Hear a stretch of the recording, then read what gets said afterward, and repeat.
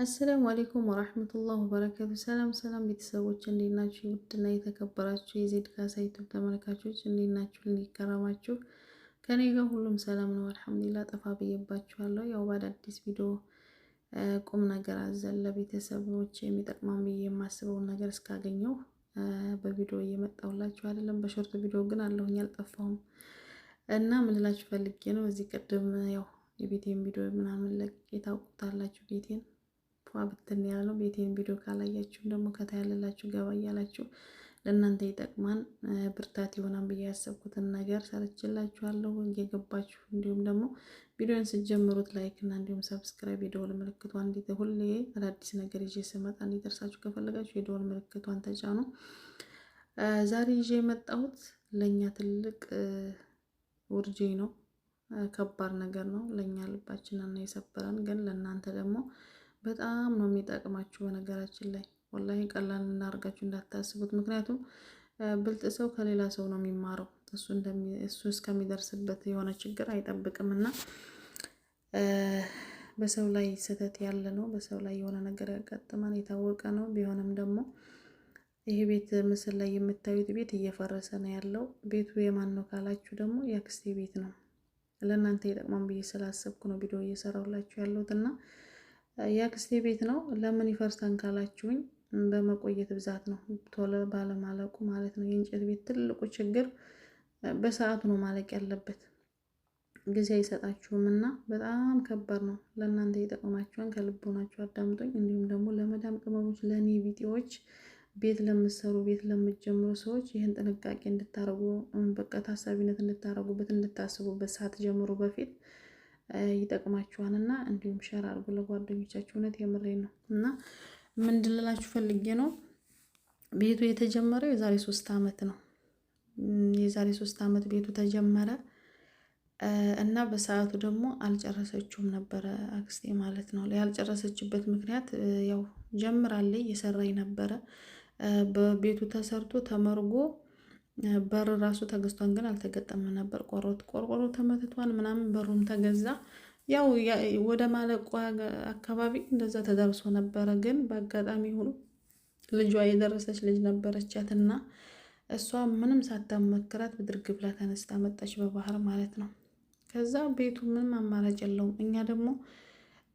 እኛ በቤተሰቦቻችን በቃ አንዱን ለአንዱ መሸፋፈን ምናምን መገዳደፍ ግዴታችን እንደ ግዴታ ነው የምንቆጥረው። ግን በሰዓቱ ልክ የሷ ልጅ እንደመጣች እኛም ደግሞ ሌላ ሰው መጥቶብን ቤተሰብ ያነሳንበት ሰዓት ነበርና አልተመቻቸም። ብቻ የምንተጋገዝበት ሰዓት አልነበረም እና ግዴታ ቤቱ መቆም ነበረበት፣ ልጇን ማንሳት ነበረባት እና ከዛ ልጇን አነሳች። ያለውን ነገር እስከምታመቻች በጎን ሌላ ሰው ተጨመረ። እሱንም ማስተካከልኩ ስትል የቤተሰብ ጣጣ፣ ሌላ ልጅም አለ። ልጅም ደግሞ አሳደግ የሆነ ሰው ያውቀዋልና ዙሩፉ ምንም በቃ ጊዜ አልሰጣትም እና ነገ ዛሬ በማለት 3 አመት ሞላው ማለት ነው ቤቱ ከተጀመረ። ከዛ እንደተመረገ ምናምን ነበረ የቀረው። አሁን ያለውን ነገር አስተካክላ ሁሉም ነገር ሲስተካከል እስኪ ወደ ቤቱ እኛም ጨራርሰናን ያለን ሀጃችንን እስኪ ወደ አንቺ ቤት እንዙር፣ ያለው ነገር ምንድነው ጨርሽና ያለውን ነገር አስተካክለን መገቢም ከሆነ ወደ ሀገር ትገቢያለሽ፣ ለነዛኞቹ ልጆች መድረስ ስላለብሽ ስንላት ሀያ ሲባል ይሄ ቤት ፈርሷን ማለት ዘንብሏን፣ በቃ ዘሟን፣ ቤቱ ዘሟን። ባለሙያ ቀርቦ ሲያየው ቤቱ መፍረስ አለበት ነው የተባለው። በቃ ባጭሩ በቃ ቤቱ መፍረስ አለበት፣ እንደ አዲስ መሰራት አለበት። እሰቡት ዱብዳ ትንሽ ነው የቀረው። ያለውን ነገር አስተካክዬ እሄዳለሁ በምትልበት ሰዓት እንደ አዲስ ቤት መጀመር አለብሽ ስትባል ያለውን ስሜት እኔ ብሆን በእኔ ቦታ በሷ ቦታ እኔ ብሆን ብላችሁ ማሰብ አለባችሁ። እውነት የምሬን ነው። በጣም ነው የሚከብደው በጣም።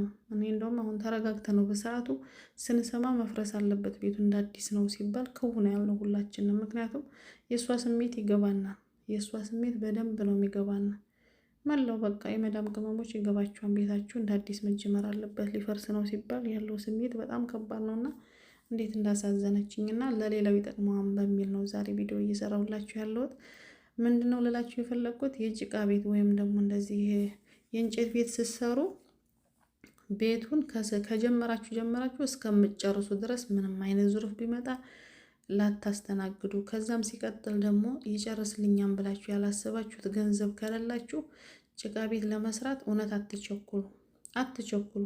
ቢያንስ ይሄን ቤት ለመስራት አሁን ላይ ባለው እንትን እስከ 1 ነጥብ እንደው በቃ ጽድት ታርጎ በቃ ሁሉን ነገር ድርጅት ታርጎ ይጨርስልኛል ብላችሁ እስከ 1.8 ወይም 9 ወይም 7 እንደብየ ቤቱ ነው እንደየ አካባቢውም ስለሆነ እስከዛ ድረስ ካላላችሁ ቤት አትጀምሩ ነው ብዬ የማስበው። ወላሂ ምሬ ነው። ቤትን ለመጀመር ቀላል ነው፣ ለመጨረሱ ነው ከባዱ።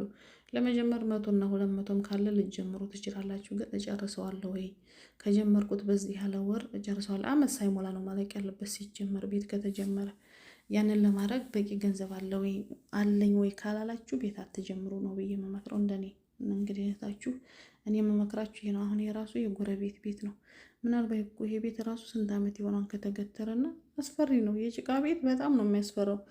የጭቃ ቤት የምላችሁ ደጋግሜ ለመሰላችሁ ብሎኬት ቤት ከጀመራችሁ በብዙ ሰው ስለማይሆኑ ቤት ጀምረው በ6 ዓመት በ5 ዓመት የሚጨርሱ አሉ። ብሎኬት ቤት እንደዛው ሳይነቃነቅ መሰረቱ በሁሉት በትክክል ተሰርቶ ከተጀመረ ምንም እንደዛው እንዳለ ነው የሚቀጥለው። ሲቀጠልም ራሱ ከተጀመረበት ጀምሮ ሲያበቃ ራሱ ቤቱ በቃ ሲያምር። የእንጨት ቤት ግን እመኑኝ ጨርሳችሁት ራሱ ዛሬ እንጨት ቤት ሰርታችሁ ጨርሳችሁትኝ እናንተ ሳትሄዱ 10 ዓመት አገልግሎ ከሆነ ሀገር ቤት ስትሄዱ እንዴት እንደሚያስጠላችሁ አፍርሱኝ ነው የሚለው ቤቱ ማለት ነው። እና የእንጨት ቤት ጉዳቱ በጣም ነው የሚያመዝነው። ቤትን ከጀመራችሁ ለምሳሌ ቦታ ገዛችሁ የዛሬ 2 ዓመት ወይም የዛሬ ዓመት የማትሄዱ ከሆነ ቤት ባሰሩስ። እውነት የምሬን እኮ ነው። እፎይ ይውላለሁ ምናምን የሚባል ነገር ቤቱ ያስጠላችኋል። አንደኛ ደግሞ በትክክል ቋሚ ሆኖ ኃላፊነቱን ወስዶ የሚሰራ ቤተሰብ ከሌላችሁ ቤት አትጀምሩ። አክስቴ ብቅ ብላ ታይዋለ፣ አጎቴ ብቅ ብሎ ያይዋን፣ አባቴ እየሄደ ያይዋን ምናምን የሚባል ከሆነ የምትጎዱት እናንተ ናችሁ። ሲፈልጉ እነሱ በሳምንት ብቅ ብሎ ስላዩት የሚለወጥ ነገር የለም። ዋናው እዛ ኃላፊነት እሱ እንዲህ ይለናል ብሎ ቤቱን የሚሰራላችሁ እኮ ባዳ ነው። ብር ደግሞ ዛሬ ቤት የማይሰራ ሰው የለም በአሁኑ ሰዓት። ግብ ስለሆነ ቶሎ ኮንትራክታቸውን ጨርሰው ሌላ ለመስራት ነው የሚሯሯጡት እና ግዴታ በጥንቃቄ ሂሳቧን እየሰራ ቤቷን ቋሚ ይሄ በጎደለ ሰዓት እየሄደ ዕለት የሚያቀርብ ሰው ከሌላችሁ ቤት መስራቱ መጀመሩ ምንም ትርጉም የለውም። የኔን ሀሳብ ነው የምነግራችሁ፣ በራሴ ያለፈብኝ ነገር ስላለ ማለት ነው። እና የእንጨት ቤትን ስትሰሩ አስባችሁበት። እንደገና ደግሞ በቃ አትቸኩሉ።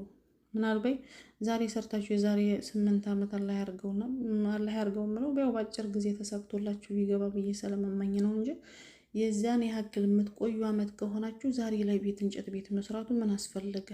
እውነት የምሬን ነው። ምንም እኮ ቤቱ ተወልቶ ምንም የቤቱ ክራይ ያኮራናን እንዳትሉ ምንም ያህል አይደለም የሀገራችን ቤት ክራይ ወደ ከተማ ካልሆነ በቃ። እና የዚህን ያክል በጣም ቤት ለመስራት ባትቸኩሉ፣ ማትሄዱ ከሆነ አትቸኩሉ። ወርቅ ብትገዙ የዛሬ 2 ዓመት ወርቅ 1 ግራም 200 ነበረ። ዛሬ ግን 480 ነው። ሽፍቱ ቦታ እንደሚጨምረው ወርቅም እየጨመረ ነው ያለው። ወርቅ መግዛት እውነት የምሬ ነው። ቦታ መግዛት ለቤት መስራት ባትቸኩሉ ነው የምለው። ቤቱ እንጨቱ ምናምን ይጨምራል ትላላችሁ። ቦታም ብትገዙት እኮ ጥፍ አድርጋችሁ ነው የምትሸጡትኝ። እና ለእናንተ የጠቅማን ብዬ ያሰብኩት ነው በነገር የምነግራችሁ። ቤቱ ፈርሶ ቢስማሩ በስነ ስርዓቱ ወልቆ ለሌላ እንኳን ለሌላ ሀጃ ይጠቅማን ተብሎ ቆርቆሮ ለአጥር ይጠቅማን ተብሎ እንጨቱም ከጠቀመ ተብሎ ለማፍረሱ ራሱ ብዙ ብር ተከፍሎት ነው የክስቴ ቤት የፈረሰውና በዚህ መልኩ የሆነ እዚህ ላይ ደርሷል። ወንድሜ ተረክቦ ኃላፊነቱን ወስዶ እየሰራላት ነው። መጨረሻውን ያሳምረው። እጅ ይባረክ የኔ ወዶ ወንድም። በመልካም ነገር በጥሩ ነገር እንደሚያስደምመን አምናለሁ። ቆንጆ አድርጎ ሰርቶ ኢንሻአላህ መጨረሻው በምን መልኩ እንዳለቀበትኝ የአክስቴን ቤት መጨረሻ ቪዲዮ ሰራላችኋለሁ። ግን የእናንተን ሰብስክራይብ እና ላይክ አይቼ ነው የምሰራላችሁ እና ያው ለላይክ እና ለሰብስክራይብ ምናምን አይደለም ቪዲዮ ነው የሰራሁት። እውነቱን ለመናገር ቤቴንም ስለቅ ይሄንም ስደግመው ማለት ነው ወላሂ አይደለም። ለእናንተ ይጠቅማል፣ ትምህርት የሆናችኋን ጥንቃቄ ትወስዳላችሁ። አብዛኛው ቤት ገና አሁን ላይ ነው እየተነሳሳ ያለው ሰው ቤት ለመስራት እና ልታስቡበትን ይገባን ብዬ ያሰብኩትን ቪዲዮ ነው የምሰራላችሁ እንጂ በጣም ብዙ የምሰራው ቪዲዮ አለኝ። እኔ ነፍ ነው ብዙ ቤት ምናምን ይላክልኛል፣ ግን ለእናንተ ትምህርት ካልሆነ ትርጉም የለውም በሚለው አልሰራሁም እና ይሄ ለእናንተ ትምህርት ይሆናል ብዬ ስላሰብኩ ነው። ይህም ቦታ ደግሞ የት እንደሆነ ገምቱ የሀገሬ ልጆች። እውነት ይሄ ቦታ ግርም ምን ያለኝ ሳየው ማመን ነው ያቃተኝ። በነገራችን ላይ ካርታና ብላን አለው፣ ህጋዊ ቦታ ነው፣ ዳርቻ ነው። ቤቱ ደግሞ ክላሱ 5 ክላስ ነው። ሻወር ሽንት ቤት አለው እና 1 ሳለ 2 መኝታ ክላስ እና 1 ሱቅ አለው። በዳር ያለችው እቺ ሱቅ ናትኝ በሁሉም በእኛ ቤተሰብ ቤት ከሰራ መንገድ ዳር ከሆነ ሱቅ ነው የምናደርገው። የሆነ ብቻ ምክንያቱም ያኔ ትምህርት የሌለው ሰው መቼም አገር ገብቶ ቁጭ ከሚል ባለው ነገር ከፍቶ ሱቁን ሰርቶ መብላት መተዳደር ይችላል በሚለው ማለት ነው። ምክንያቱም አብዛኛው አረብ ሀገር የምንሰራ ሴቶች ምንም ትምህርት አለኝ ቢለኝ እኔ አላምንም።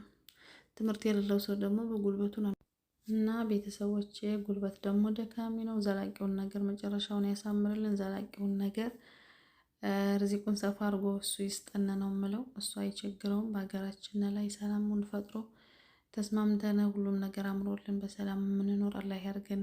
ልፋታችንን ቆጥሮ ፈጣሪ እንደ ልፋታችን ሳይሆን እሱ አያልቅበትም እና ያለውን ነገር አስተካክሎ በሀገራችን ላይ ደስተኛ አላህ ያድርገን። ከሰው ፊት ይጠብቀን። ከሰው ግርድና እኔ እንጃ አላውቅም። ከሰው ቤት አላህ ያውጣን። እውነት ሁላችንንም እኔ እንጃ በቃችሁ ይበለን። ሀገራችንን ሰላም ያርግልን። ለሁሉም እንግዲህ ያሰበውን ሁሉ ፈጣሪ ያሳካለት። በደህና ነገር እንገናኝ።